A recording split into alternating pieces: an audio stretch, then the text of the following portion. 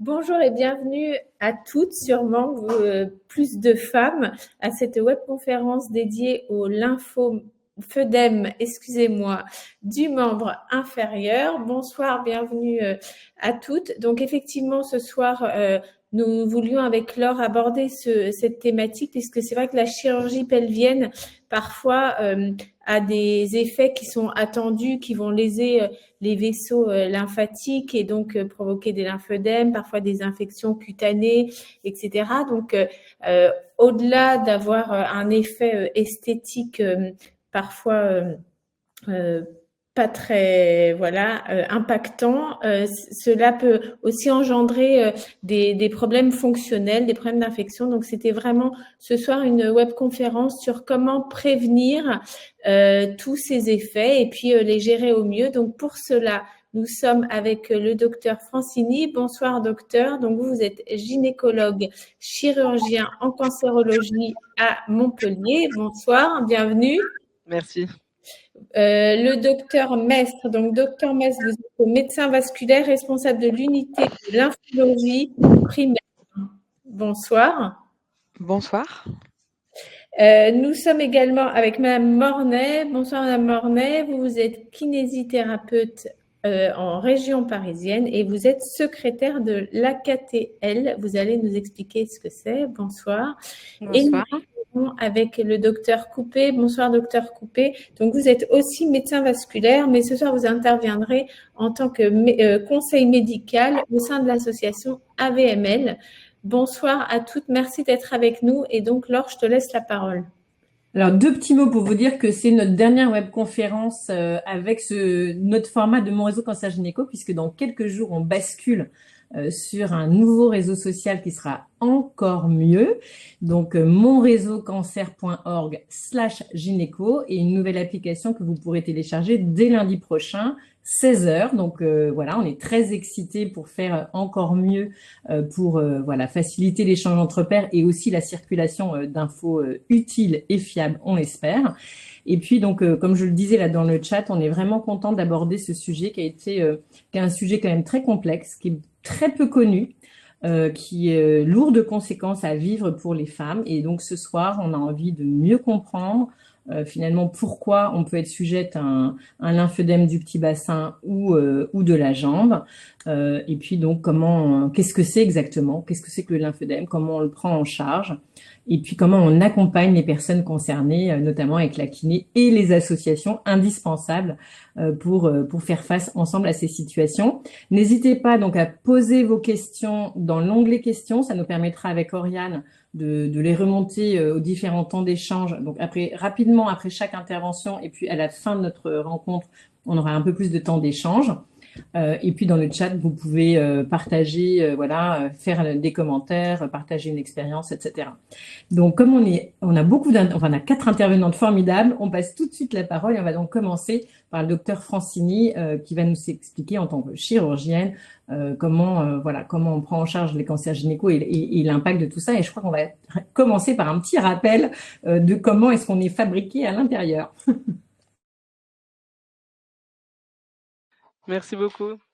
Je pense que le diaporama arrive. Super. Donc, on m'a chargé de vous présenter finalement quelles sont les chirurgies et surtout en fait les curages qui augmentent le risque de lymphœdème. Moi, je suis du coup gynécologue et chirurgienne au CHU de Montpellier et donc je vais prendre la responsabilité de vous expliquer pourquoi on est malheureusement commanditaire de ces lymphodèmes.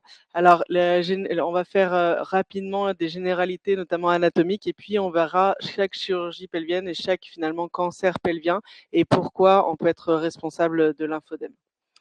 Un rappel anatomique, finalement, c'est vrai que les chirurgies pelviennes, ça concerne plusieurs organes et des fois, c'est pas très facile de savoir exactement où ça peut être situé ou quels sont en tout cas les rapports entre ces organes-là et surtout, du coup, les rapports avec les ganglions lymphatiques dont on va parler.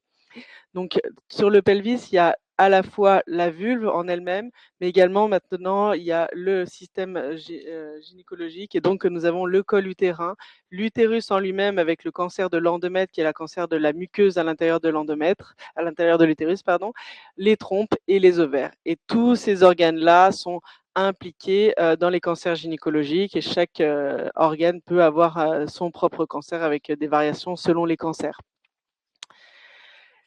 Globalement, un petit mot d'épidémiologie, mais c'est plutôt des cancers qui sont en baisse, heureusement. Par contre, c'est des cancers qui restent des cancers extrêmement jeunes, notamment le cancer du col de l'utérus et le cancer du sein.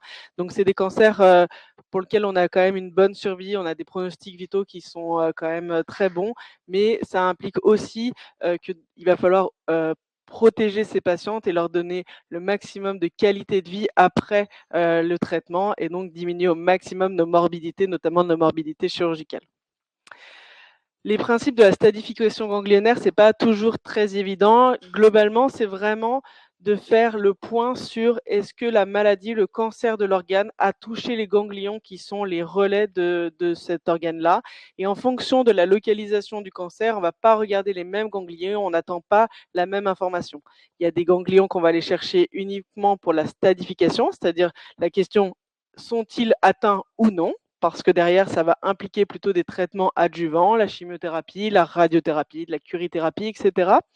Et il y a des curages qu'on va faire dans un but curatif, c'est-à-dire on va enlever l'ensemble des ganglions qui sont atteints. Et ça, selon le cancer, c'est pas le même but et donc c'est pas non plus la même morbidité.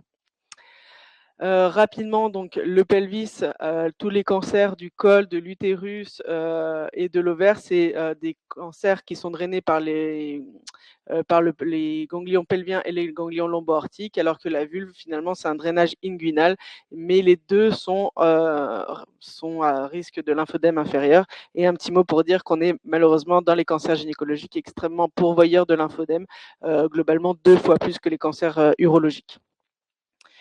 Un petit mot sur le principe du ganglion sentinelle. Ça, c'est un concept qui est vraiment intéressant et qu'il faut vraiment avoir compris, je trouve, dans cette envie d'en savoir un petit peu plus sur le curage et comment on peut essayer de diminuer en fait ce risque de lymphodème. Le concept de ganglion sentinelle, c'est de se dire qu'il y a un premier ganglion qui est relais de cette chaîne ganglionnaire qui draine l'organe. Et que si ce premier ganglion il est indemne de cellules tumorales, on peut se dire que la chaîne lymphatique d'aval est également indemne. Et ça, c'est très important parce que ça nous permet de diminuer notre geste opératoire. On va aller prélever uniquement ce ganglion, le mettre en analyse et se dire que si il est indemne, eh ben, on va pouvoir laisser l'ensemble de la chaîne ganglionnaire derrière. Et ça va beaucoup diminuer notre morbidité.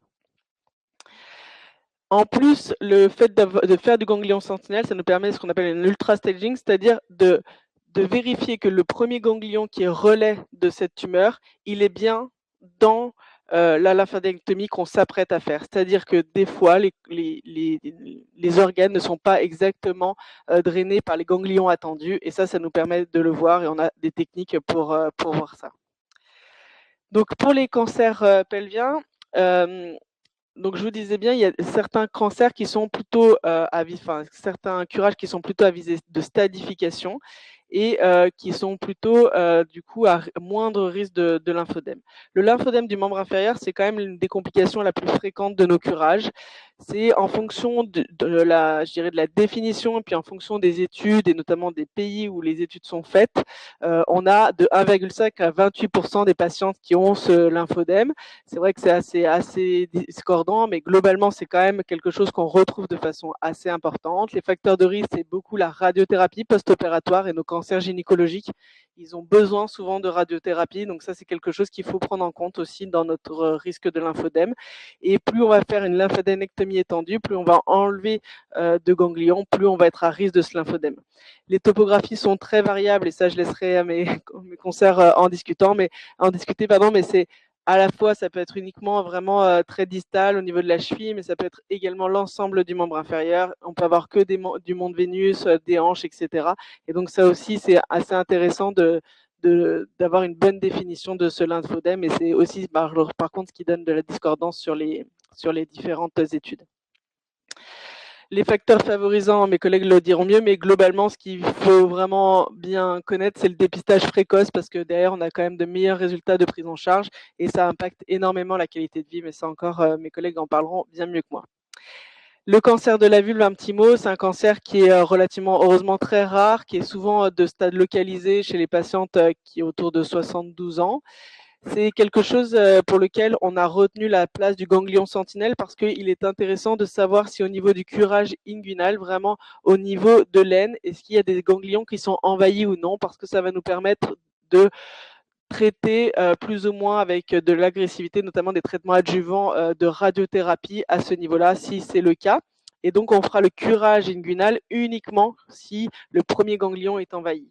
Et ça nous a permis de diminuer énormément notre morbidité, ces curages inguinaux qui sont des curages qui étaient relativement morbides, avec des désunions, des infections des lymphocèles, c'est-à-dire vraiment la lymphe qui se collecte, et des lymphodèmes, bien sûr. Ça nous a permis vraiment de diminuer ce risque-là. Et on fait le curage uniquement en cas de positivité et d'indication à une radiothérapie complémentaire. Le cancer du col, c'est encore un autre cancer qui est un peu plus fréquent. C'est un cancer qui n'est pas très fréquent en France, mais au niveau mondial, c'est quand même un cancer qui a une vraie place. C'est le 4e cancer avec un taux de mortalité qui est relativement important, notamment dans les pays de niveau socio-économique inférieur, avec une population chez les immunodéprimés, les personnes ayant contracté le VIH et les personnes greffées, qui sont quand même assez importantes et qui sont liées au papillomavirus. Ça, pour le coup, c'est assez médiatisé, assez connu. Et on a sur le cancer du col certains stades qui nécessitent de vérifier s'il y a des gestes ganglionnaires, s'il y a une atteinte ganglionnaire, notamment une atteinte ganglionnaire pelvienne. Et ça, c'est très important, parce que derrière, ça va pouvoir nous indiquer s'il y a une indication de faire une radiothérapie, ou alors de remonter, même de faire un curage lombo-aortique, c'est-à-dire un curage où on remonte le long des gros vaisseaux au niveau de l'aorte et de la veine cave. Et là, pour le coup, il y a une indication de ganglion sentinelle qui est présente, mais on est obligé de faire l'ensemble du curage, parce que le col utérin a des migrations qui sont assez discordantes en fonction de là où il est la tumeur dans le col. Et donc, c'est vrai qu'on est obligé de conserver le curage pelvien en entier, et plus ou moins de l'étendre en lombo-aortique pour pouvoir faire la stadification et pouvoir adapter la radiothérapie derrière. Et ça, c'est très important, parce que du coup, on a beaucoup de lymphodèmes liés au traitement du cancer du col. Et on attend actuellement une dernière étude qui s'appelle Senticol 3, dont les résultats vont nous être donnés en 2026, où les patients ont été inclus et on est en cours de suivi pour savoir si on peut maintenant, sur des stades précoces, pouvoir s'arrêter uniquement au ganglion sentinelle et diminuer cette morbidité. Enfin, pour les stades qui sont malheureusement plus avancés, où on sait de façon assez catégorique que le ganglion sentinelle pelvien est atteint, on peut décider de faire uniquement un curage dit lombo-aortique, donc un curage plus haut, pour savoir si la radiothérapie doit monter également, et donc adapter un petit peu les traitements adjuvants, avec notamment de la radiochimiothérapie, plus ou moins de la curithérapie. C'est des traitements qui sont en plus de la chirurgie, et qui sont intéressants de savoir jusqu'où il faut aller, et notamment pour ne pas laisser des cellules tumorales non traitées. Le cancer de l'endomètre, c'est le cancer de l'utérus. Celui-là, c'est un cancer beaucoup plus fréquent. C'est le 4e rang de cancer en France. C'est un cancer plutôt de la femme âgée. Et là, l'intérêt de la stadification, il est uniquement pour adapter les traitements adjuvants. C'est-à-dire, il n'a aucun but curatif. On va pouvoir, en fonction du stade et de l'envahissement ganglionnaire, vous voyez l'algorithme qu'on a, adapter les traitements adjuvants. Et donc, là, pour le coup, il y a une vraie indication de juste faire le ganglion sentinelle, puisqu'on veut avoir juste l'information de savoir s'il est atteint ou pas.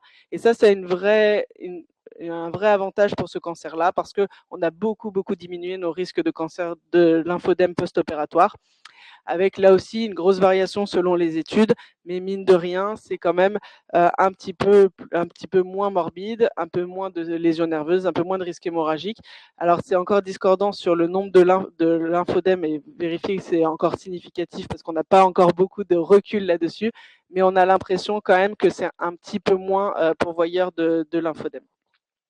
Le cancer de l'ovaire, c'est malheureusement un cancer qui est un peu à part parce que c'est un cancer dont il n'y a pas de systématisation du relais lymphatique et donc il y avait toute une indication d'aller faire uniquement des curages. Le ganglion sentinelle, ça n'intervient pas du tout, mais il a été montré dans l'étude de Lyon il n'y a pas longtemps il y a maintenant plusieurs années, mais que la morbidité connue du curage ne valait pas forcément dans les stades où il y a déjà une carcinose péritonéale.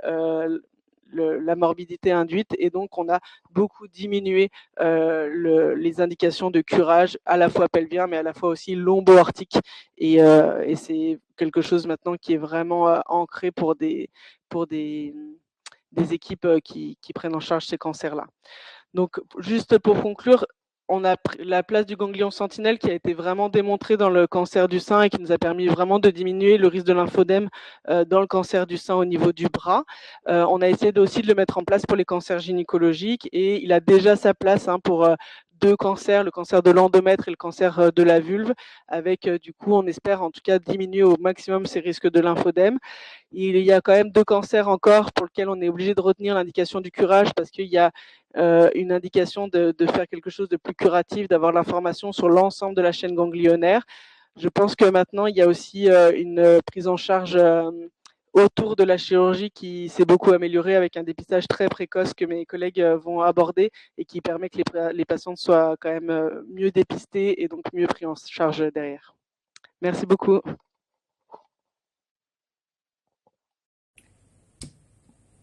Merci beaucoup. Alors, éventuellement, si Aurélien est d'accord, je propose peut-être qu'on écoute le docteur Mestre à la suite, puisque le docteur Mestre est spécialiste, on va dire, de tout ce qui est vasculaire, lymphodème. On fera une première série de questions pour nos deux médecins, et puis après, on enchaînera sur l'accompagnement kiné, association, si ça vous va, puisque le temps file un petit peu et ça va permettre un petit peu de gérer les choses comme ça. Donc, je propose qu'on mette les slides du docteur Mestre Godin. Et donc, bienvenue à vous, docteur. Je vous laisse la parole. Bonsoir, bonsoir à toutes. Donc moi, je vais vous parler donc de la complication que peuvent présenter les patientes dans les suites d'une prise en charge oncologique et on va parler de lymphodème. Le lymphodème, déjà, le système lymphatique, qu'est-ce que c'est? On ne va pas rentrer dans les détails, mais c'est pour vous donner, vous avez pu voir sur les slides précédentes, en fait, quelques vaisseaux verts. C'est pas forcément très bien enseigné dans nos premières années d'études, c'est pas connu par les patients, mais ça a un rôle, c'est un vaisseau avec les artères et les veines et il a un rôle majeur. Donc en fait, vous avez au niveau de la peau, en fait, dans le derme, un tapissage en fait par des capillaires lymphatiques qui font vraiment un maillage sur tout votre corps. Et puis après, vous avez des collecteurs et des vaisseaux plus profonds. Et en fait, il faut imaginer, vous avez votre cœur, vous avez votre système artériel qui part, vous allez arriver par exemple au bout d'un bras et vous allez avoir le lien avec le côté veineux et ça va revenir vers le cœur. Et le lymphatique, c'est ce qui est vert et c'est ce qui va venir travailler en collaboration avec la veine pour faire le retour des grosses molécules, des bactéries et des éléments étrangers et qui va aussi faire le retour liquidien. Donc cette zone-là, elle est hyper importante. Vous en êtes tapissé de ces unités microcirculatoires. Mais ces unités microcirculatoires, elles sont malheureusement dans le champ du chirurgien quand il a besoin d'aller vous traiter votre cancer. Et les collecteurs sont également dans le champ du chirurgien. Donc, il y a beaucoup de prévention qui est faite, mais c'est compliqué parce qu'on n'est pas tout égal d'ailleurs dans le tissu au niveau lymphatique. On n'a pas tous le même capital lymphatique à la naissance. Et il y a une certaine variabilité anatomique qu'on cerne de mieux en mieux, mais qu'on ne connaissait pas forcément très bien jusque-là. Donc là, c'est pour vous replacer. Donc là, on va dire c'est un profil de patiente sans anomalie et sans œdème et une patiente qui pourrait avoir, par exemple, un curage ou un ganglion sentinelle, pourquoi pas, pourrait présenter en fait un œdème qui pourrait être limité à l'avant-bras, au bras, à la main. Ça, c'est très variable d'une patiente à l'autre et c'est sûr que ça va augmenter en fonction des facteurs de risque associés de façon identique au niveau des jambes. Si on fait des curages au niveau iliaque, mais aussi au niveau lombo-aortique, on peut se retrouver dans la situation où le lymphatique est directement, on va dire, lésé du fait de ce curage, et il va y avoir du coup un retard de drainage et une accumulation de liquide au niveau du membre atteint. Donc le lymphodème secondaire, il peut être secondaire aux chirurgies. Le ganglion sentinelle a beaucoup amélioré les choses, comme l'a dit le docteur Francini, mais il y a aussi le curage axillaire ou le curage inguinal ou lombo-aortique qui va aussi malheureusement amener des dégâts et provoquer un retard de drainage. Mais certaines chimiothérapies qui sont nécessaires peuvent être aussi délétères pour le lymphatique. La radiothérapie est délétère et malheureusement certains cancers, quand ils sont déjà très évolués, même si on a beaucoup de dépistage de nos jours, on a encore des patientes qui arrivent sur des stades évolués et du lymphatique qui peut être déjà lésé du fait d'un envahissement lié au cancer. Et il y a d'autres facteurs qui peuvent jouer sur le lymphatique. Il y a l'obésité sévère et l'insuffisance veineuse. Donc des fois, certaines patientes peuvent cumuler les facteurs de risque et se retrouver dans une situation à risque augmenté de lymphœdème. Juste pour mes mots, la première cause au niveau mondial de lymphœdème, c'est un parasite qui vient boucher les vaisseaux lymphatiques et qui va provoquer une augmentation importante du membre atteint avec des lymphodèmes qui sont très marqués. En Occident, la première cause reste le cancer. Après, tout ce qui est primaire, ça reste une maladie rare et c'est pas le sujet du jour. Donc le lymphodème, c'est en fait donc ce défect du système lymphatique qui va pas pouvoir correctement fonctionner. En fait, il faut imaginer que là, sur une coupe au niveau de la peau, ça c'est sur quelqu'un qui n'a pas de lymphodème. Donc après, ça s'est schématisé en code couleur pour plus de simplicité. Quand on a un lymphodème, en fait, on a cet espace dermique qui est ici, qui va augmenter de volume, et l'espace également au niveau du tissu, l'espace interstitiel et le tissu graisseux ici qui va augmenter de volume. Donc vous allez avoir même un épaississement cutané avec le temps pour les patientes qui ont du lymphodème, aussi bien sur le bras que sur la jambe. Donc le lymphodème, c'est une accumulation de lymphe dans les tissus. Ça va provoquer une inflammation locale qui va varier d'une patiente à l'autre. Et derrière cette inflammation locale, il va y avoir, du fait de la modification des échanges moléculaires, une augmentation de l'épaisseur des tissus et une majoration du tissu adipeux, avec un lymphodème qui, avec le temps, va être plus graisseux que liquidien, avec moins de signes du Godet, comme nous on peut dire en clinique. Donc le lymphodème, nous, le sujet du jour, c'est vraiment le secondaire qui nous intéresse. Mais sachez que voilà, il y a des personnes aussi qui ont des anomalies lymphatiques de naissance et qui peuvent avoir un défect de drainage lymphatique de naissance. Donc pour reprendre un petit peu les chiffres qui ont déjà été un petit peu abordés, le cancer du sein, c'est celui où on a le plus de données. On a quand même 7% de lymphodème dans de membres des bras suite à un curage, suite à un ganglion sentinelle. Les études, après, il y a une grande variabilité. En effet, il y a une grande hétérogénéité, mais si on prend, on va dire, les études avec les populations les plus homogènes et bien menées, on est quand même à 25 à 28% de risque de lymphodème du membre sup en cas de curage axillaire. Alors, ce qui est prouvé, c'est que dans moindre mesure, mais plus le curage va être important, plus le risque est important d'avoir un lymphodème. Pour les autres cancers gynécologiques, pour le petit bassin, endomètre, col, ovaire, on a ou vulve, on a entre 25 et 28% de lymphodème des membres inférieurs. Mais on a également d'autres patientes qui peuvent avoir des lymphodèmes membranaires sur des curages pour mélanome, et les hommes sont aussi également touchés par ce type de problématique. Le lymphodème, le diagnostic est clinique, donc ça peut être un gonflement que vous allez constater. Alors, on a une définition qui reste très, on va dire, périmétrique, avec une différence d'au moins 2 centimètres en périmétrie entre, par exemple, le mollet droit et le mollet gauche, si vous avez un œdème sur le mollet droit, et plus de 200 millilitres en volume. Le lymphodème peut atteindre aussi bien, si on parle des membres inférieurs, uniquement que le pied, que le mollet, que la jambe, tout le membre, et de façon identique au niveau du bras. Et il peut y avoir également une atteinte au niveau du petit bassin, avec une atteinte qui peut monter haut, au niveau du mont de Vénus, et au niveau proximal des jambes et au niveau des hanches. Il y a 3 stades cliniques. Le stade 1, c'est un stade fluctuant. C'est-à-dire qu'au début, vous pouvez constater que vous avez uniquement un œdème qui peut être là certains moments de la journée, certaines périodes de l'année, mais il y a une amélioration dès que vous allongez, notamment avec la déclivité nocturne. Le stade 2, le lymphodème est lui permanent. Donc ça veut dire que l'œdème est là, vous le constatez dès le réveil, et la déclivité, donc le fait d'être allongé pendant la nuit, ne l'améliore pas ou très peu. Quand la différence périmétrique est peu importante et qu'il n'y a pas de changement cutané, on est plutôt sur un stade 2A. Mais si on a des changements cutanés importants, avec notamment une induration cutanée qui se met en place, une augmentation de volume qui peut être conséquente, comme sur la photo la plus basse, on est sur un stade 2B. Et puis on peut aller au stade 3, qui est le lymphodème le plus marqué, où on a un œdème qui est fort prononcé, avec des fois des changements cutanés, de coloration cutanée, l'apparaissance de papillomatose qui ressemble un petit peu à un aspect un petit peu granuleux, voire un petit peu verruiforme, au niveau, par exemple, des membres inférieurs.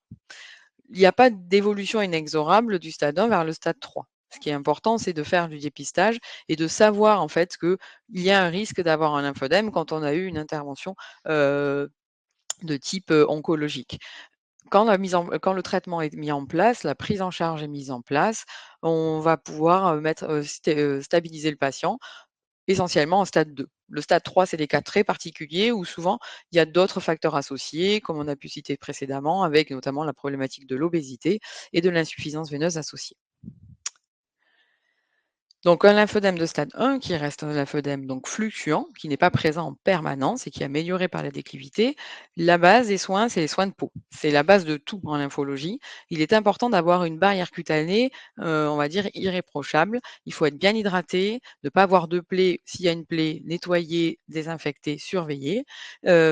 Avoir une bonne hydratation de la peau pour pas qu'il y ait de sécheresse cutanée et de risque de microfissuration qui pourrait induire une infection.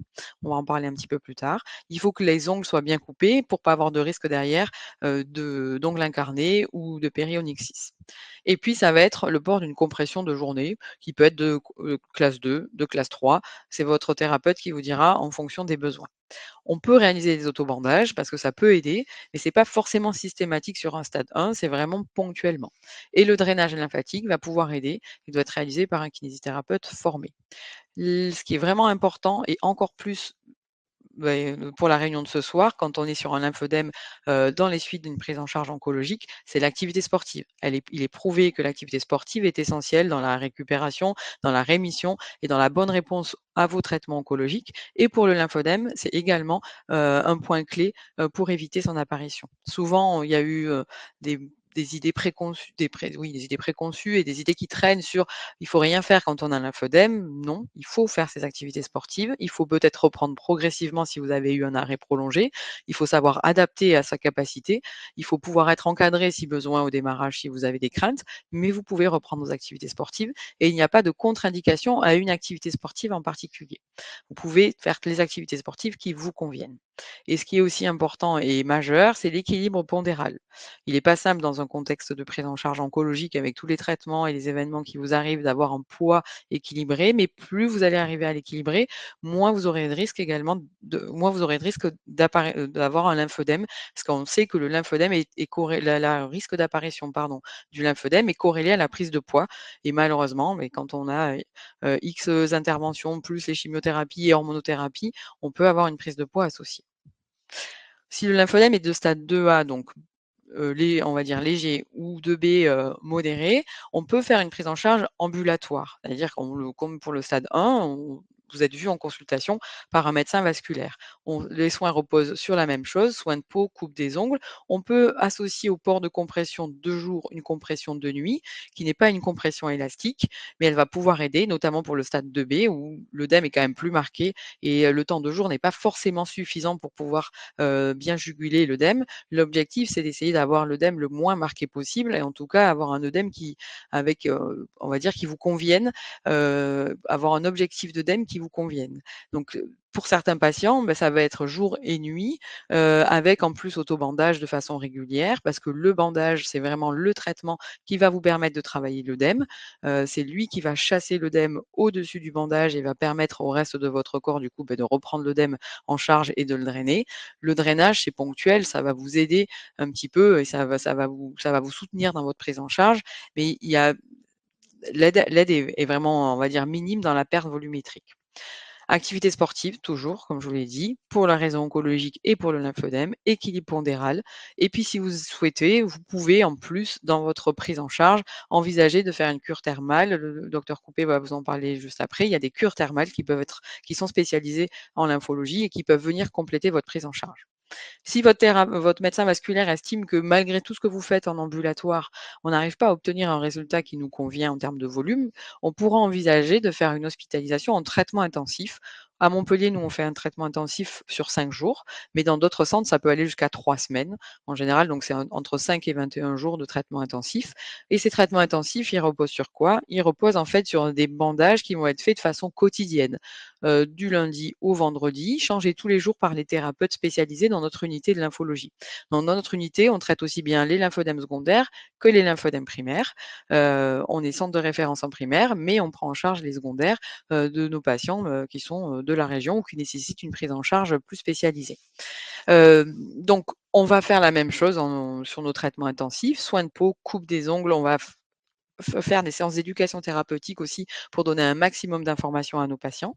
On va mettre en place, dans un premier temps, sur ce traitement intensif, des bandages qui vont être gardés H24 par les patients et donc changer tous les jours avec reprise de volume tous les jours et réajustement du bandage tous les jours en fonction de ce qu'on va vouloir travailler préférentiellement. Un jour donné, on va pouvoir travailler plus la main que le bras ou une zone plus indurée qu'une zone plus souple. Donc là, vous avez 2 patientes avec des lymphodèmes de stade 2B, une patiente qui a un lymphodème du membre supérieur gauche suite à un cancer du sein de volume assez conséquent. Ça, c'était au début de son traitement intensif. Et puis à droite, vous avez une patiente qui a un lymphodème secondaire du membre inférieur gauche de stade 2B. Une fois que ce traitement intensif est terminé, c'est ben, là, il y a une période un petit peu de transition, comme on dit, entre la sortie d'hospitalisation et la réception de l'appareillage et des compressions adaptées pour ces patientes. Donc cette période-là, il va falloir mettre en place un protocole à la maison avec un kinésithérapeute formé. Pour certaines patientes, des fois en perte d'autonomie, ça peut être aussi une infirmière à domicile pour pouvoir les aider le temps qu'on récupère le bon matériel. Une fois que le matériel est mis en place, il pourra être donc porté la journée. Il y aura un système de jour, un système de nuit. Attention, ces patients-là, ceux qui nécessitent des traitements intensifs, souvent ils ont besoin de bandages réguliers. Donc régulièrement, soit autobandage s'ils sont capables de le faire, soit bandage avec le kinésithérapeute formé pour pouvoir travailler l'œdème et garder cet équilibre que l'on a mis en place.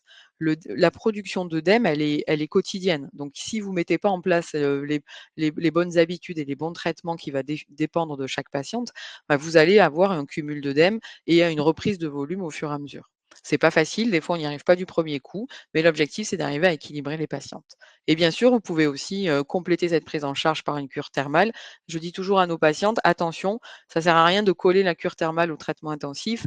C'est très bien de faire une cure thermale, mais on va arriver à les dispenser, à les organiser sur une année de façon un petit peu espacée pour justement pouvoir avoir une prise en charge un petit peu soutenue et régulière pour les patientes. Donc les traitements possibles pour la sortie, je ne vais pas forcément tout détailler, mais c'est pour vous montrer ce qui est possible. On va s'adapter à chacune. Donc là, pour les membres supérieurs, on va voir s'il y a besoin de mettre un manchon simple ou un manchon avec une mitaine. Est-ce qu'on la laisse attenante? Est-ce qu'on la met amovible? Est-ce qu'on fait qu'une mitaine seule? Alors une mitaine seule, on ne fait jamais comme ici, mais ça peut arriver d'avoir une mitaine qui peut remonter très très haut, mais qu'on peut ajuster. Est-ce qu'on met que du circulaire? Ça, c'est un type de tricotage en fait, hein, pour vos manchons les circulaires, c'est bien pour les patientes qui ont des morphologies qui restent, on va dire, assez proches du membre, du bras contralatéral et qui ressemblent en fait à des les circulaires sont faits sur des gabarits en fait très standardisés, qui ne peut pas convenir à tout le monde. Donc clairement, quand on a un lymphodème qui est là et qu'on a de l'œdème, le circulaire, il peut être assez limitant. Donc on travaille assez facilement sur des tricotages rectilignes qui vont être là carrément adaptés à la morphologie de la patiente. C'est un vrai patron. Du coup, c'est sur mesure. Il y a vraiment la forme du bras et c'est vraiment plus adapté avec un meilleur résultat. Donc, les patientes qui passent en traitement intensif, en général, elles sont plutôt sur ce type d'appareillage après à la sortie. Mais les patientes qui sont en stade 1 ou en stade 2A, elles peuvent avoir ce type de matériel initialement. Donc ça va être réajusté. Il y a beaucoup de possibilités. Alors pour les bras, on superpose pas, mais pour les jambes, on peut superposer. Pardon. Et puis on va réajuster et puis ce qui était vrai à une période pourra changer à une autre. Et surtout, s'il y a un œdème au niveau du thorax, au niveau du creux axillaire, on a des systèmes de brassière, de compression qu'on pourra aller positionner pour pouvoir aussi travailler le lymphodème s'il est sur la paroi thoracique et sur la région mammaire. Pour les membres inférieurs, on a la possibilité d'avoir soit chaussettes, soit bas cuisses, soit collants, soit haut collant unijambes, soit short, soit carrément, des fois sur des lymphodèmes très limités, juste un couvre-orteil ou une soquette, puisque maintenant les laboratoires nous font aussi des couvre-orteils qui remontent un petit peu plus haut. Et s'il y a une atteinte au niveau du pelvis, notamment des organes génitaux, ce qu'on peut retrouver dans les lymphodèmes secondaires suite au cancer gynécologique du petit bassin, on a aussi des systèmes de short qu'on peut positionner. Souvent, nous, on préfère associer les bas avec un short parce qu'on a un bon effet compressif par le short. Sur le collant aussi est une bonne solution, mais c'est pas simple à manipuler dans une journée. Mais une patiente donnée peut avoir plusieurs types de matériaux et un jour, elle peut mettre un collant, le lendemain, elle peut mettre des bas cuisses et un short. Il faut savoir s'adapter aussi aux activités de la patiente pour qu'elle garde une certaine liberté de mouvement et d'adaptation du traitement. Parce qu'il faut savoir aussi se dire, ah, aujourd'hui, mon lymphodème, il est bien, je peux faire ça, mais là, il est moins bien, je réajuste mon traitement et je n'hésite pas à faire un bandage le soir, par exemple, pour l'aider. Donc, la même chose, en bas, on a des circulaires qui sont vraiment sur des morphologies très standardisées et le rectiligne qui est du sur mesure et qui va permettre du coup de s'adapter à toutes les morphologies. On peut faire des superpositions, 2 rectilignes l'un sur l'autre ou un rectiligne circulaire ou 2 circulaires l'un sur l'autre, puisque les niveaux de pression, vous pouvez le voir ici au niveau des jambes, vont que jusqu'à 4, alors que sur certains patientes, on a besoin d'aller à plus de force 4 en compression. On voit que malheureusement la force 4 seule ne suffit pas. À ce moment-là, on va mettre du 4 et du 3 ou 3 et 3 pour bien tenir l'œdème chez les patientes qui le nécessitent. Je vous ai parlé des traitements de nuit. Donc, quand les patients peuvent le faire un autobandage, c'est vraiment bien. Mais il y a aussi des systèmes qui permettent de faciliter les soins à la maison, qui ne sont pas des systèmes de bandage, mais qui s'en rapprochent un maximum pour vous faciliter les soins à domicile. Ils ne sont pas actuellement remboursés par la sécurité sociale. Donc ça, c'est quand même aussi un vrai problème, puisque le reste à charge est majeur pour les patients. On travaille dessus sur la région Occitanie avec une expérimentation Lymphorac 51 en ce moment pour essayer justement d'évaluer ce reste à charge et de faire en sorte que derrière, il y ait une prise en charge sécu. Et donc, il y a une prise en charge sécu dans le cadre de l'expérimentation Lymphorac 51. C'est toujours en cours, c'est pas généralisé. Les inclusions sont terminées, mais on espère que ce travail va nous permettre derrière de montrer il y a un intérêt de bien prendre en charge le patient. Le lymphodème est moins important, il y a moins de complications. Il faut vraiment aider les patients et avoir une meilleure prise en charge. D'ailleurs, je reviens, mais sur les compressions, quand on est sur du rectiligne, la prise en charge sécu est pas très importante. C'est la même que ça soit circulaire ou rectiligne et du coup, comme le coût du rectiligne est plus important, on se retrouve avec un reste à charge sur le traitement de jour et sur le traitement de nuit. Un traitement de nuit, par contre, peut être quand même, utilisé pendant plus d'un an par les patients en général et vous avez plusieurs possibilités, qu'on va ajuster. On va discuter avec les patients, on va trouver le meilleur traitement qui correspond pour chaque patiente. Il y a des modèles pour les jambes, des modèles pour les bras et il y a des systèmes de wrap qui se rapprochent par contre beaucoup plus du bandage parce qu'on peut arriver à, adapter la pression, que l'on souhaite appliquer et on a vraiment quelque chose qui est assez rigide. Donc on est plus proche du bandage avec ce système-là, mais ils ont un coût, très important.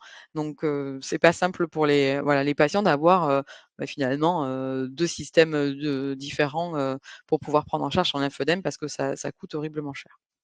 Donc ça, c'est en cours. Quelle est la surveillance quand on a un lymphodème? En fait, ou quand on a eu un traitement déjà, je peux même vous dire quand vous avez eu un traitement oncologique, en fait, vous surveillez sans être, de façon quotidienne sur, le volume de vos membres, vous pouvez vous-même constater s'il y a une prise de volume. Il faut savoir qu'il y a une possible prise de volume. Si cette prise de volume, vous la constatez de façon répétée, il ne faudra pas hésiter à consulter votre médecin traitant qui vous orientera vers un angiologue, un médecin vasculaire de ville qui pourra faire un premier bilan et pourra vous mettre en place une première prise en charge. D'accord? Une fois que vous avez votre lymphodème, vous allez surveiller le volume, mais il peut varier d'un jour à l'autre, d'un moment de la journée à l'autre en fonction de l'activité, de la prise en charge du quotidien. Il faut savoir ajuster son traitement, il faut avoir une bonne hygiène de vie et le risque infectieux, c'est le risque principal, c'est le risque infectieux. Vous en reparlerez avec le docteur Coupé, mais c'est un érésipèle ou une dermohypodermite aiguë infectieuse. Il y a des recommandations de la Haute Autorité de Santé pour la prise en charge avec de l'amoxicilline 50 mg kilo et par jour en 3 prises pendant 7 jours si pas d'allergie et si allergie, pristinapicine à 3 grammes par jour pendant 7 jours. Et il y a même des possibilités de mettre une antibioprophylaxie, une prévention, si les patientes ont tendance à en faire plus de 2 en 6 mois, parce que on sait que plus il y a d'épisodes infectieux, plus il y a de risques d'en refaire. Et surtout, il faut trouver pourquoi en fait la patiente fait des épisodes infectieux à répétition. La gestion du volume est importante. On sait que quand les patientes gèrent bien le lymphodème, quand elles se prennent en charge, il y a moins de risques de faire un érésipèle que si une patiente néglige son lymphodème et a tendance à garder un œdème marqué au niveau du bras ou de la jambe. Et il est important aussi de protéger son lymphodème du soleil.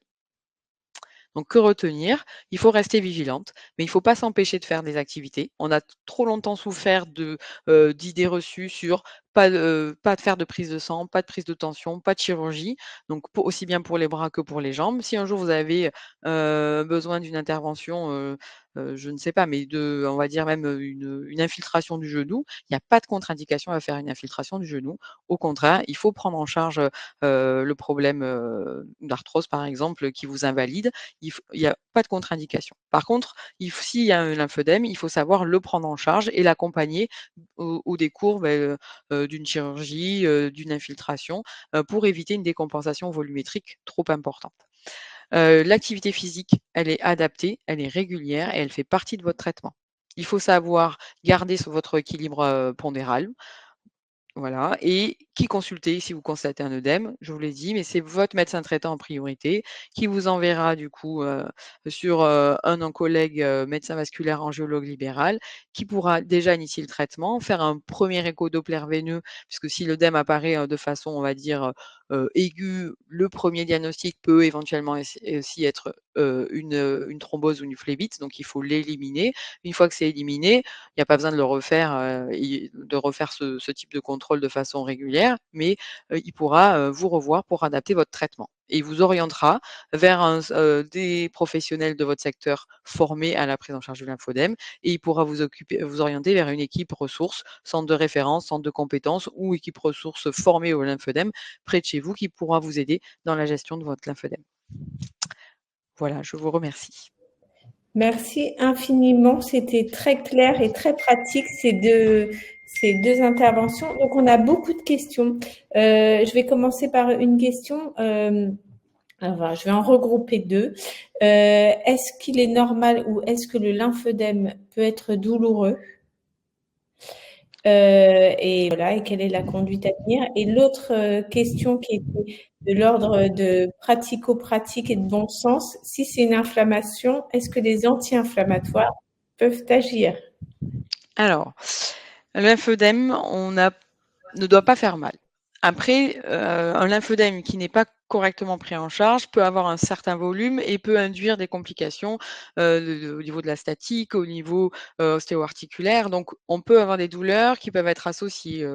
Ça peut être une tendinite ou ça peut être pourquoi pas une poussée d'arthrose. Donc, il faut rester vigilant. En tout cas, un lymphodème qui fait mal, en plus, alors un lymphodème s'il est associé à des épisodes de rougeur, d'inflammation locale, voire de décompensation volumétrique, il faut être vigilant aussi, il faut être à jour de sa surveillance oncologique. Parce que nous, on fait toujours attention à ce qu'il n'y ait pas il n'y ait pas malheureusement une récidive, que ça peut arriver dans les histoires de nos patientes et il faut être très vigilant sur ça.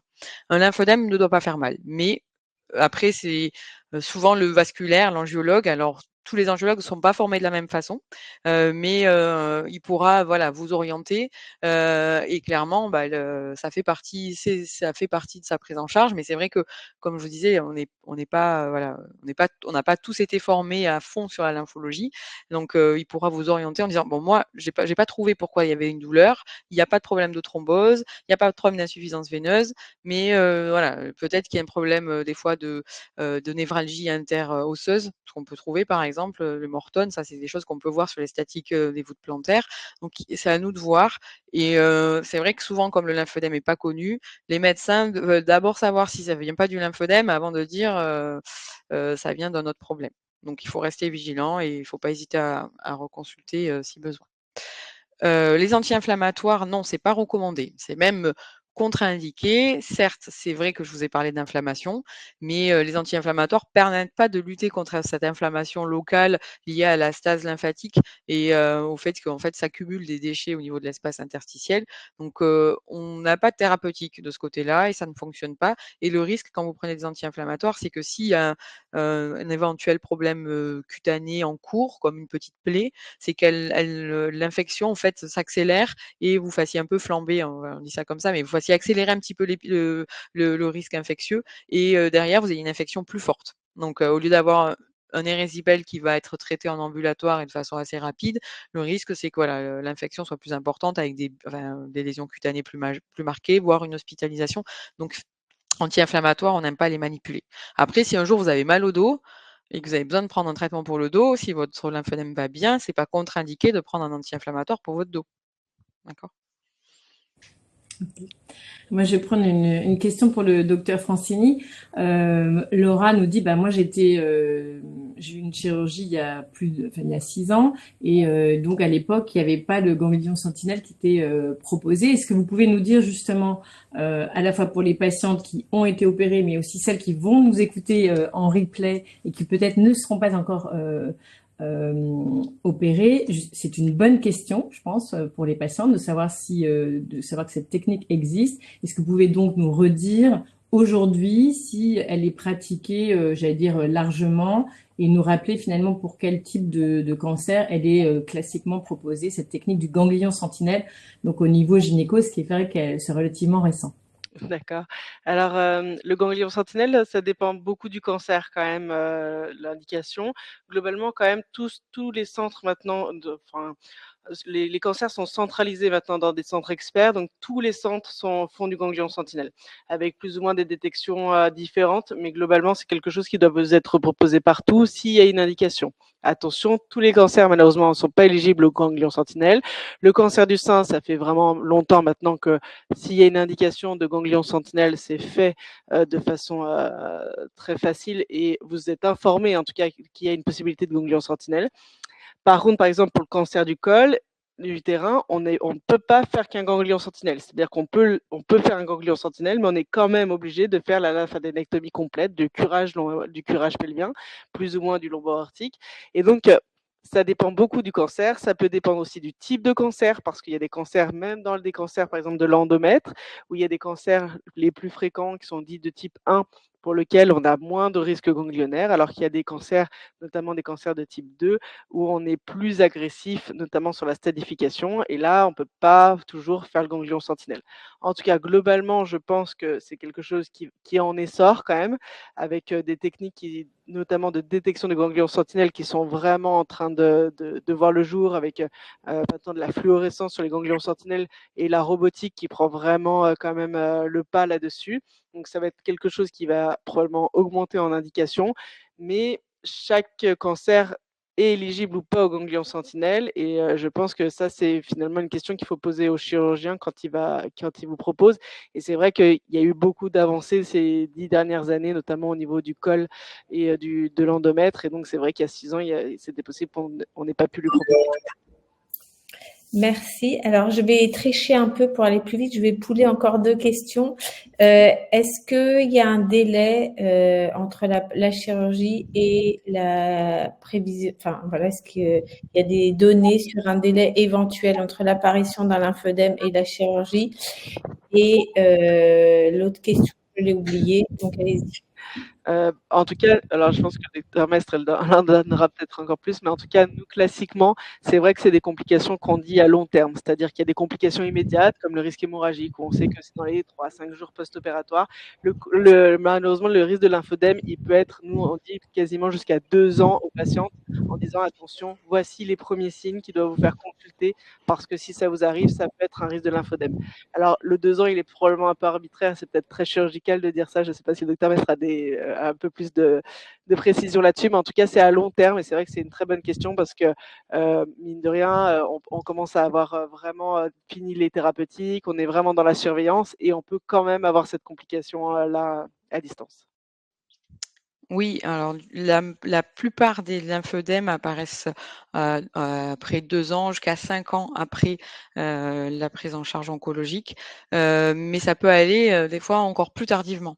Mais on est toujours très méfiant dans ces cas-là, c'est-à-dire que si ça arrive, 15 ans après, on peut, hein, lymphatique, en fait, il est capable de s'adapter quand même et d'essayer on va dire de se mettre en surmenage, hein, et il peut durer très longtemps et puis un jour, ça va s'écrouler. Mais il faut être sûr aussi, on en revient toujours à la même chose, mais toujours être sûr que voilà, le suivi oncologique est bien fait et qu'il y ait pas de récidive, parce que 15 ans après, bah, c'est toujours notre crainte à nous, mais on peut voir des fois des lymphodèmes qui apparaissent très, très tardivement après la prise en charge.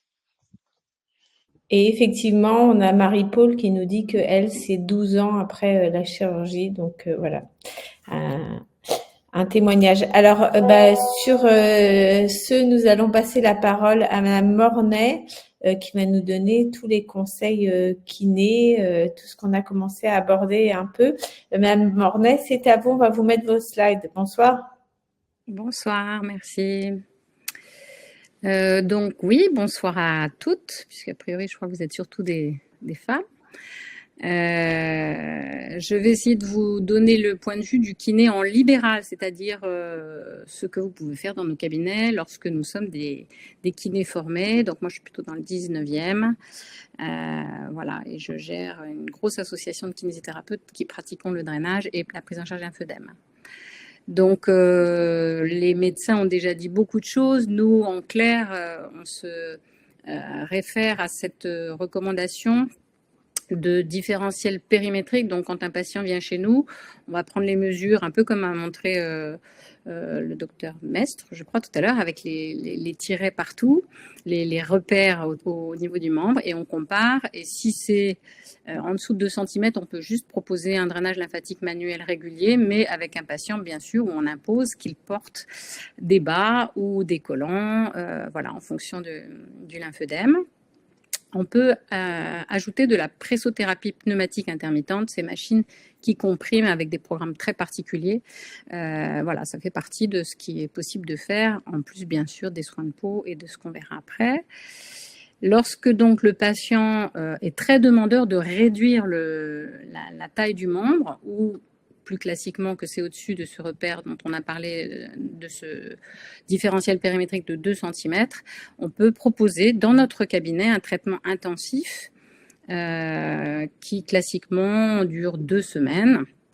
Ça peut être 3 semaines si c'est nécessaire. La 3e semaine sert parfois à attendre la confection du vêtement compressif spécifique. Donc, ces traitements intensifs, on vous voit 5 jours sur 7. On vous fait du drainage, éventuellement de la pressothérapie également après le drainage, et on vous pose ces bandages très spécifiques avec certaines techniques différentes les uns des autres. Ça demande vraiment d'avoir un kinésithérapeute formé parce que la nécessité est de comprimer ce dont parlait le médecin, c'est-à-dire le derme et l'hypoderme, mais en aucun cas de comprimer vos artères profondes dans vos muscles, etc. Donc c'est pas plus on serre, plus c'est efficace. Voilà. Les exercices sont absolument primordiaux, et donc nos patients qui nous disent « c'est bon, je vais avoir 15 jours, je ne ferai rien, je pourrais me reposer », eh bien on leur dit non, justement, c'est pas du tout ça, il faut plutôt bouger, faire des choses chez vous, aller faire de l'exercice, marcher, voilà. Alors je vous explique après l'intérêt de cet exercice. Très simplement, il y a plusieurs techniques de drainage lymphatique manuel, je ne rentrerai pas dans le débat.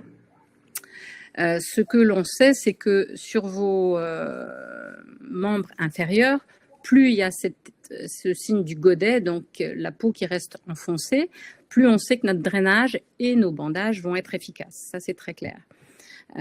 Donc, sur ces zones-là, on a une certaine façon de faire le drainage, pas forcément très appuyé. Quand la peau est plus épaissie et de tendance fibrosée, ça peut nécessiter des manœuvres plus lentes, plus appuyées. Voilà, on adapte vraiment nos techniques de drainage à la texture de votre peau du membre inférieur. Et quand on est dans les parties plus adipeuses, c'est-à-dire souvent plus au niveau de la cuisse, on sait que nous serons moins efficaces avec nos mains et nos bandages parce que c'est plutôt un composant, comme le disait le médecin, plus adipeux. Donc voilà, j'ai mis vitesse lente de la main car le débit lymphatique est très lent dans votre membre inférieur, il est très, très ralenti. Nos orientations de main en fait se basent sur ce qu'on connaît des voies anatomiques bien sûr, et puis comme on sait que vos ganglions lymphatiques éventuellement n'existent plus ou peu, parce que il en reste toujours, on le sait, on cherche des voies de ce qu'on appelle de dérivation. Donc on va faire tourner nos mains vers plutôt d'autres orientations, vers votre bassin, vers la fesse, pour essayer de chercher d'autres voies de passage. En clair, on ne sait pas exactement par où passe la lymphe, mais ce qu'on sait, c'est que ça passe. Puisque le lendemain de la chirurgie et les mois qui suivent, vous n'avez pas un œdème qui augmente de jour en jour, et ni même à 5 mois, 3 ans, 5 ans, 15 ans, il n'y a pas une augmentation. Donc, on sait qu'il y a des voies de passage, heureusement. Aujourd'hui, je ne parle pas forcément pour ma paroisse, mais il n'y a pas d'études qui justifient qu'on vous fasse un drainage toutes les semaines. Je sais que c'est très agréable, mais la seule chose qui est indispensable, le médecin l'a dit, c'est effectivement la compression par vêtement. On en parle juste après, éventuellement bandage de temps en temps. Et puis par contre, c'est vrai que ce que mes patients apprécient, quand je leur donne un rendez-vous quand même assez régulier, tous les mois ou tous les 3 mois, c'est que je reprends mes mesures. Et je pense que c'est rassurant d'avoir un thérapeute qui vous rassure au niveau de la prise de ces mesures, pour voir avec vous que ça n'a pas bougé depuis 6 mois.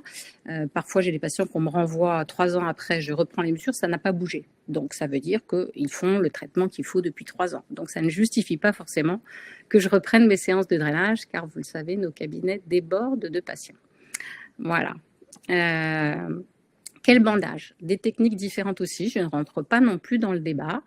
Ce qui est certain, c'est que donc, on va avoir des bandages adaptés selon le volume, selon la zone de votre lymphœdème.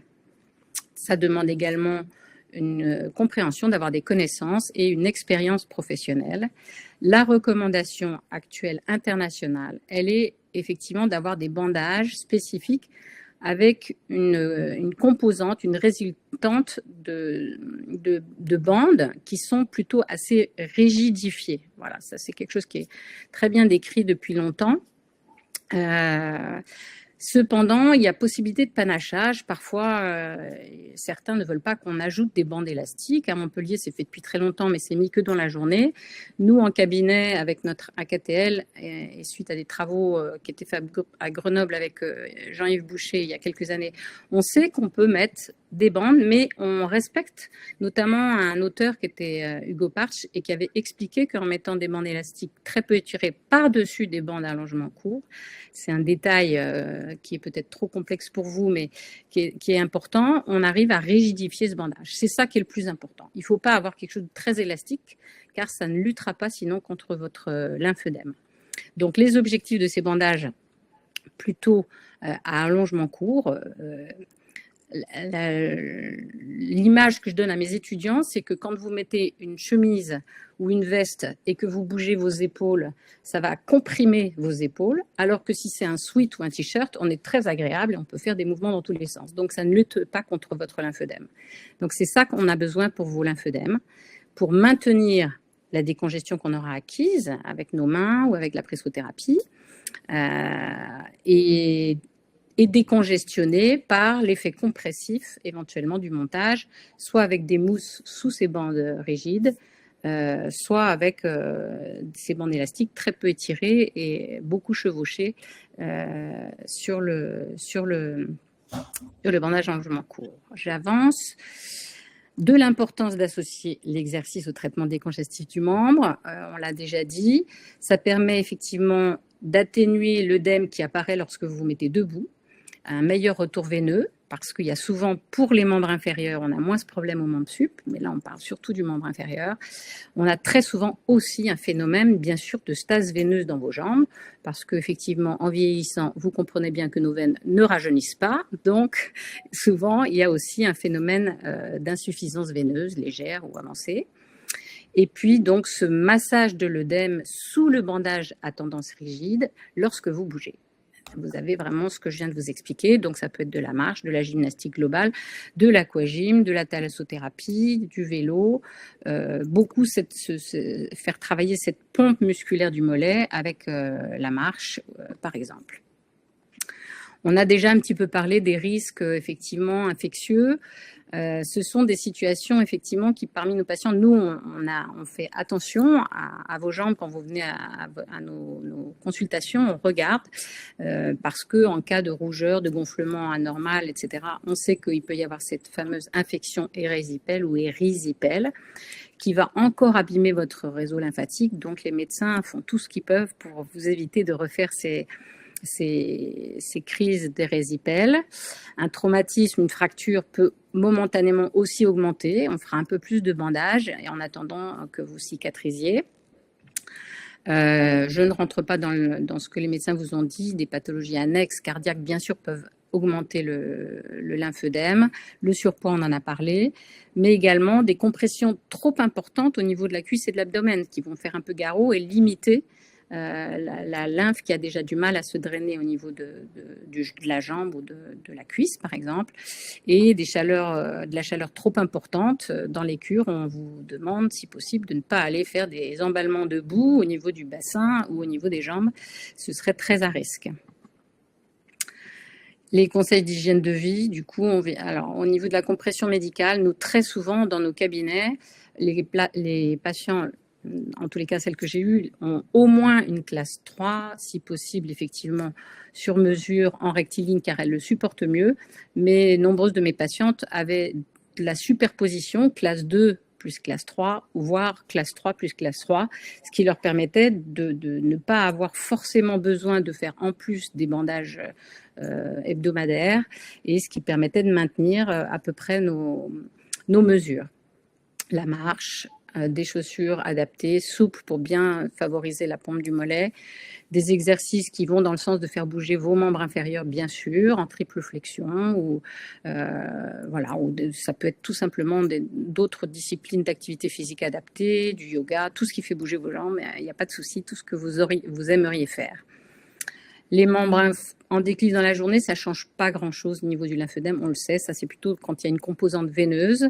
Pourquoi pas les pieds de lit surélevés, le contrôle du surpoids, les médecins nous l'ont dit, effectivement, ça favorise notamment la partie adipeuse du lymphœdème. Voilà une patiente que j'avais eue, on a une très bonne action sur les dos du pied. Dans le lymphœdème, souvent votre dos du pied peut être en verre de montre, comme on appelle. Et là, c'était une patiente où j'avais fait ce bandage collé, comme m'avait appris ma chère Marivonne à Montpellier. Et donc, je continue d'en faire très régulièrement. C'est quelque chose qui marche bien, qu'on vous laisse 4-5 jours et au bout d'une semaine. Et en général, ça ne revient pas forcément si ensuite, il y a une bonne contention adaptée dessus. Voilà, merci de votre attention. Donc, moi, je suis dans 2 associations, surtout dans la KTL, où on a des kinés formés, mais je suis aussi avec la Société française de lymphologie, où il y a aussi d'autres kinés. Merci beaucoup. Alors, on a vraiment beaucoup de questions. Je vais vous poser une question sur tout ce qui est préventif. Est-ce qu'il y a des choses à faire en prévention du lymphœdème, mais également de tout ce qui est érysipèle? Là, c'est plutôt les médecins que je vais laisser répondre. Voilà. Alors, préventif sur l'érysipèle, oui, c'est prouvé dans la littérature que si on met bien en place, si on a un lymphœdème, même un stade 1, il faut mettre en place une compression régulière, adaptée à son volume d'œdème, mais ça va permettre, le fait de bien réguler le volume de l'œdème, ça va limiter le risque infectieux. Donc la prévention, c'est la compression, mettre en place cette compression, c'est avoir une bonne hygiène de vie, avec l'activité sportive, l'exercice ou bandage quand c'est nécessaire, et rester équilibré au niveau du poids, et c'est bien hydrater la peau. Parce que vraiment, la peau, c'est le point clé, et notamment pour les membres inférieurs, où il y a vraiment en plus toute la partie liée à la gravité, en fait. Donc les jambes, elles sont beaucoup plus contraintes que les membres supérieurs, et le lymphodème, il est beaucoup plus complexe à gérer, souvent, même si on peut avoir des lymphodèmes secondaires membres sup qui peuvent être conséquents, mais régulièrement, c'est plus les jambes, parce qu'il y a aussi la problématique de poids qui peut s'ajouter, la perte de mobilité.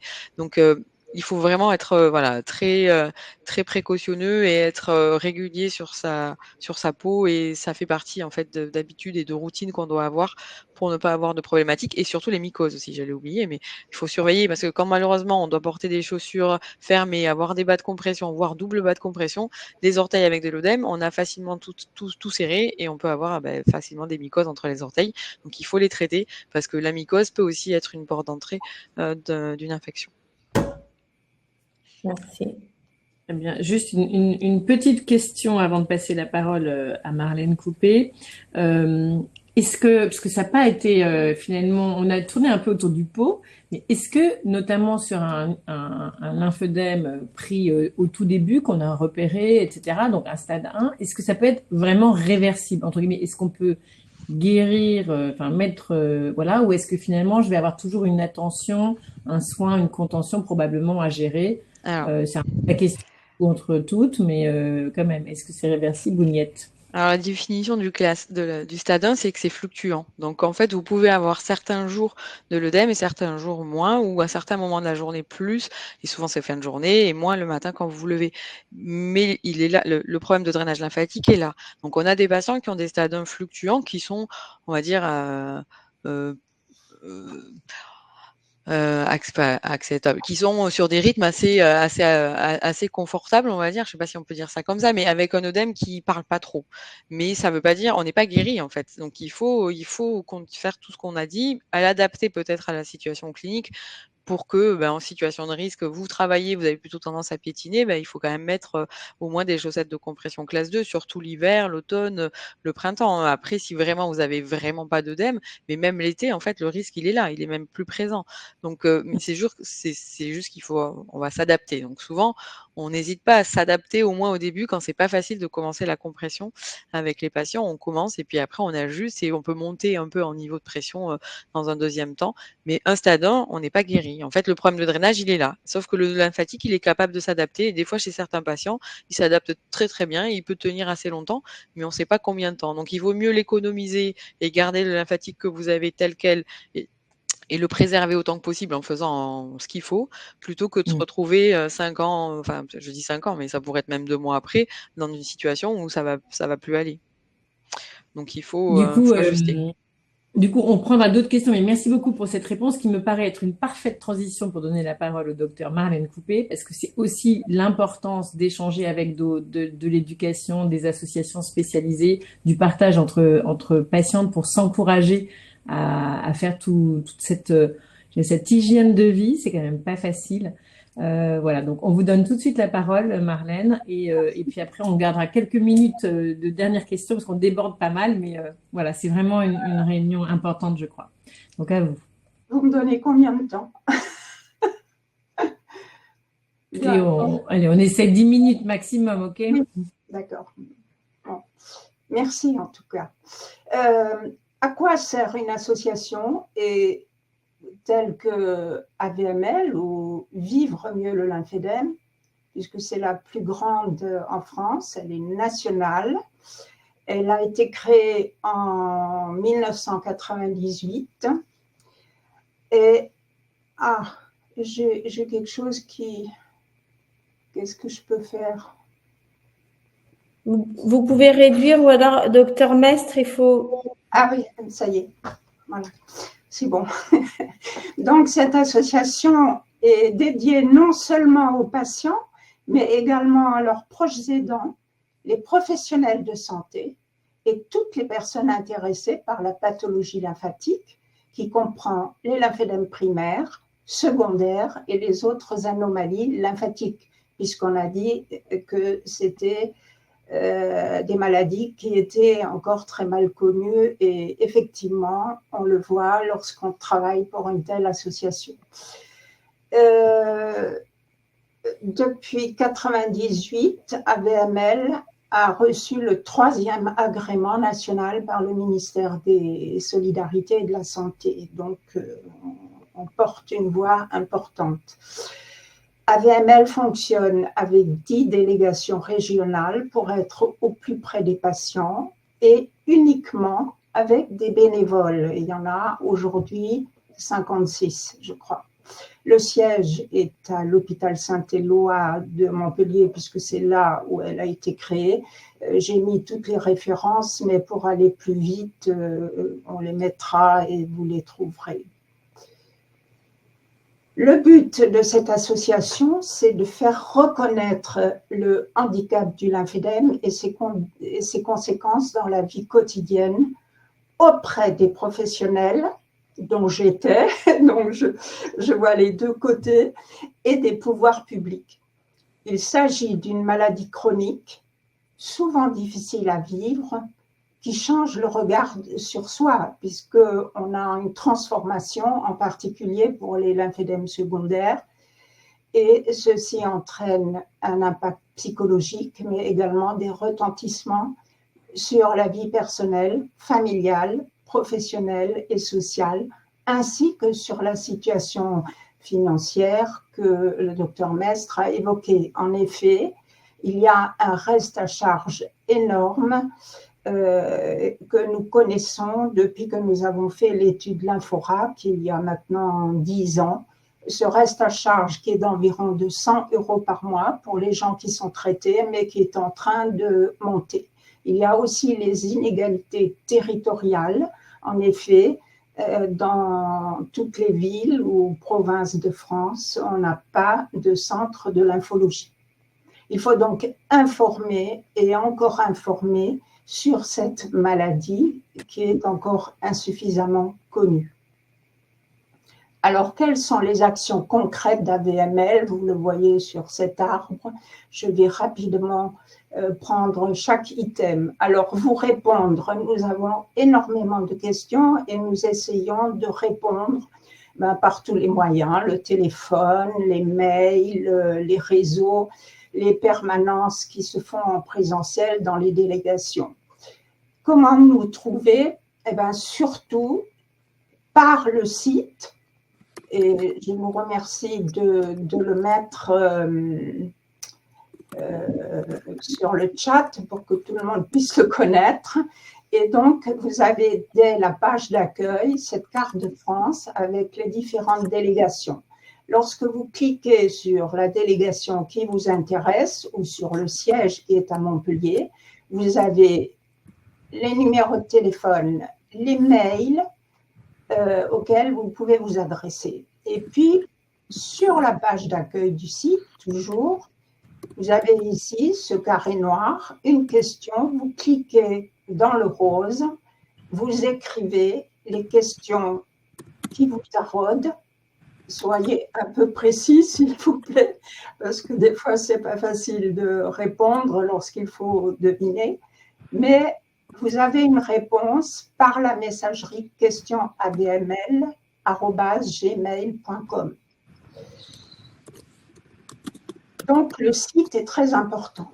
Alors, vous informer, c'est un travail majeur pour l'association sur la maladie. Je ne reviens pas, ça a été expliqué, mais aussi, surtout en matière de prévention, et en particulier infectieuse. On en a parlé de l'érysipèle, et il y a 3 ans, avec la Société française de lymphologie, nous avons fait une enquête pour les patients qui présentaient des érysipèles, qui sont très nombreux. À peu près 50% des patients présentent au moins une fois dans leur vie un épisode d'érysipèle et ils en ont un très mauvais souvenir. Les résultats de cette étude ont été publiés et nous ont entraînés à écrire des fiches de prévention pour les patients, mais aussi pour les professionnels, parce qu'on s'est aperçu qu'il y avait encore beaucoup de méconnaissances. Et nous avons créé également la carte lymphœdème. Vous la voyez ici. Elle est sur le site lorsque vous avez un QR code, lorsque vous le scannez, vous tombez sur le texte du site qui explique tout sur les symptômes de l'érysipèle, donc pour faire le diagnostic, mais donne aussi les traitements au moment de l'épisode, ce que le docteur Sandrine Mestre a dit tout à l'heure, mais ici, vous pouvez le lire, et les mesures de prévention qui sont marquées sur les fiches. Donc, cette carte est très importante. Chaque adhérent la reçoit et elle est téléchargeable sur le site. Après, nous informons également, comme nous pouvons, sur les nouveautés scientifiques, c'est-à-dire sur les avancées de la recherche, mais aussi sur les techniques chirurgicales, sur l'évolution de la prise en charge médicale, chirurgicale et administrative. Écouter et apporter un soutien moral est primordial, et c'est fait par les bénévoles qui ont été formés à l'écoute, et c'est très important. D'ailleurs, c'est tellement important que nous avons créé cette année des groupes de parole pour les personnes qui ont un lymphédème secondaire, parce que nous avions l'expérience de ces groupes sur les lymphédèmes primaires avec la filière, car les personnes ont besoin de mettre des mots sur les mots. En effet, le changement de l'image corporelle, lorsqu'on a une jambe qui grossit démesurément, entraîne un manque d'estime de soi, de la détresse, voire une dépression. Les patientes sont souvent perdues lorsqu'on leur annonce un lymphédème. Elles n'ont pas été prévenues la plupart du temps avant une procédure chirurgicale, et en plus, elles sont souvent confrontées à un retard de diagnostic par la méconnaissance des professionnels. Et elles ont donc besoin d'être guidées et accompagnées.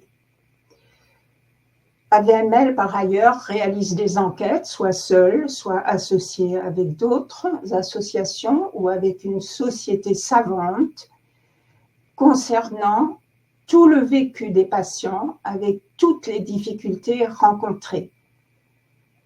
Après exploitation des données, nous publions ces résultats sur le site, les réseaux sociaux, mais nous les présentons également aux professionnels lors de congrès.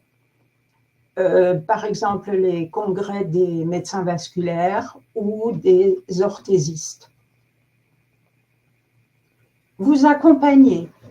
Eh bien, on accompagne les patients en leur apportant de l'aide au parcours de soins. Souvent, comme je l'ai dit, les gens sont perdus lorsqu'on leur dit vous avez peut-être un lymphédème ou vous avez un lymphédème, mais on ne leur donne pas les clés pour se faire prendre en charge. Donc, nous nous orientons vers les professionnels formés, vers les centres de soins, éventuellement vers les cures thermales. Nous avons des bénévoles qui sont formés spécifiquement pour aider les gens dans les démarches administratives, par exemple faire un dossier pour la MDPH, avoir des recours pour limiter le reste à charge au moins une fois par an lorsqu'il s'agit de renouveler les compressions, qu'on sait qu'elles sont très très mal remboursées, surtout pour celles qui sont en tricotage rectiligne. Depuis la création d'AVML, nous sommes toujours attachés à organiser des ateliers d'auto-soins partout où nous pouvions, c'est-à-dire apprendre les autobandages, les autodrainages, donner les conseils d'hygiène de vie pour prévenir justement les infections et l'aggravation. Nous encourageons le plus possible les personnes à participer aux ateliers d'éducation thérapeutique en présence d'un patient partenaire qui peut faire le lien entre les patients et les professionnels et expliquer les mots utilisés par les professionnels, pas toujours compris parce que trop compliqués, faire une cure thermale où il existe dans certains centres des programmes d'éducation thérapeutique spécifiques appelés thermodèmes. Enfin, comme cela a déjà été dit, nous expliquons l'importance de faire bouger les gens et nous proposons des ateliers d'activité physique adaptée, tels que l'aquagym, le pilates, marche ou autre chose, mais également des ateliers plus ludiques parce que les gens ont besoin de se retrouver, de se parler et de savoir qu'ils ne sont pas seuls. Il y a aussi un volet de formation, d'abord pour les bénévoles, pour ceux qui veulent se former à devenir patients partenaires, où nous cherchons des endroits où on peut les faire former. Et AVML fait des formations en interne pour les bénévoles, mais propose également des formations en externe. Et pour tout le monde, nous organisons des journées d'information dans différentes villes, à différents endroits, des conférences, des webinaires. Nous avons mis sur pied des newsletters depuis l'an dernier. Nous écrivons des articles, nous publions des vidéos sur les autosoins, par exemple. Nous organisons le plus possible des ateliers d'autosoins et nous avons également fait la promotion des cures thermales qui proposent les ateliers thermédèmes. Enfin, AVML est partenaire privilégié du partenariat français du Lymphédème, qui également nous permet de communiquer le plus possible et donner des informations. Donc, pour terminer, AVML a donc plusieurs rôles d'écoute et de soutien, d'accompagnement, d'information et de formation, et de mieux faire connaître la maladie avec toutes ses conséquences à tout le monde, aussi bien aux professionnels qu'aux services publics. Merci beaucoup Marlène. Alors, est-ce que vous pouvez nous donner la date à noter sur tous nos agendas de la journée du lymphodème qui, si mon souvenir est bon, est au mois de mars? Je vous laisse dire le jour. C'est la journée mondiale du lymphédème qui a lieu le 6 mars depuis quelques années, et il y a des manifestations dans divers centres et nous essayons, surtout par les réseaux, de communiquer beaucoup également. Je crois que c'est important de dire, parce qu'en fait, c'est l'occasion de parler de lymphodème qui est quand même une situation, même un mot qu'on ne connaît pas forcément avant d'être patiente, on ne sait pas forcément ce que c'est. Et du coup, évidemment, on est concerné à n'importe quel moment de l'année, mais ça permet d'avoir des temps forts de communication. Et puis, bien sûr, comme vous le soulignez, d'accompagner les patients tout au long de l'année avec ces groupes d'échange, cette écoute, ces ateliers, tout ce que vous proposez. Voilà, alors typiquement, on se connaît notamment parce qu'avec mon réseau cancer gynéco, on cherche justement à faire connaître aussi d'autres structures associatives spécialisées et qui proposent des choses complémentaires. Donc voilà, vous pouvez, en fait, on est tout un maillage en fait d'associations qui apportent un peu chacune sa pierre à l'édifice pour essayer de faire mieux. Mais je trouve que cette carte dédiée, cette carte, on va dire, c'est vraiment important, avec le côté très pratico-pratique des soignants, j'allais dire généralistes, sur qui on peut tomber parce que tout d'un coup on est malade ou quoi, puissent avoir l'information, les recommandations de traitement, c'est vraiment important. Et voilà. Du coup, je voudrais juste poser deux questions parce que le temps a quand même pas mal débordé. Mais on a parlé finalement de ce problème de vraiment mettre la contention, etc.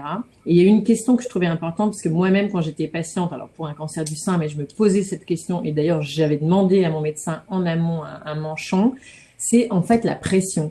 Je prends l'avion régulièrement pour telle ou telle raison, ou je vais à la montagne, enfin, etc.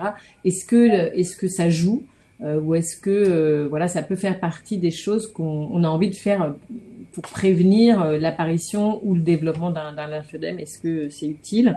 Et deuxième question, la fameuse chirurgie, on n'a pas tellement abordé ça. Est-ce que c'est un champ de recherche? Est-ce qu'on pourrait réparer ce système lymphatique? Est-ce que c'est des choses auquel on croit ou pas encore? La chirurgie fait des progrès. Il y a plusieurs techniques, mais là, vous trouverez un article sur notre site que j'ai écrit à l'aide d'autres. On en parle régulièrement, c'est enseigné dans les DU. Le problème, c'est qu'on n'a pas encore assez de recul, du moins pour les chirurgies de réparation, donc celles qui, soi-disant, vont remettre le système lymphatique à refonctionner normalement, les anastomoses veineux-lymphatiques, les transferts ganglionnaires. C'est pratiqué de plus en plus et quelquefois avec succès, mais quelquefois aussi avec des échecs. C'est pour ça qu'aujourd'hui, c'est difficile de dire à quelqu'un te faire opérer par un tel, etc. Donc, il faut attendre encore les résultats. Mais je crois que Sandrine peut parler d'une autre technique qui est utilisée à Montpellier, qui ne guérit pas, mais qui améliore. Alors, oui, pardon. Donc, il n'y a pas de technique, en effet, il n'y a pas de chirurgie curatrice du lymphodème. Le lymphatique, c'est vraiment complexe. On a pu voir quelques schémas anatomiques, mais il y a plusieurs niveaux et plusieurs tailles de vaisseaux. Enfin, c'est très adaptatif et c'est complexe et on ne sait pas le réparer. Par contre, on sait faire un traitement, nous, on va dire, symptomatique.